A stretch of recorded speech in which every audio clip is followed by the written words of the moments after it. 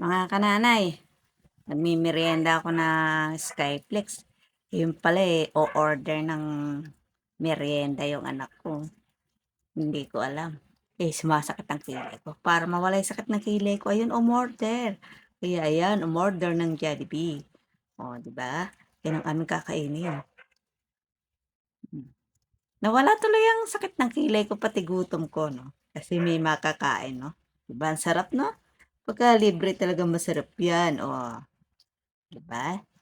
Spaghetti, burger, at french fries. Ayos na yan. Kasya na sa amin yan.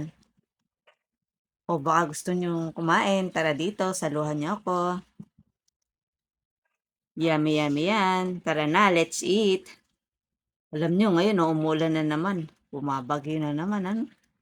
Wala na naman pasok. Mga estudyante, laging walang pasok, ano?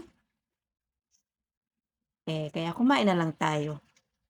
Yung labahin ko yung nakababad, ako. Yung aking lalaban na mabigat. Yung pala uulan.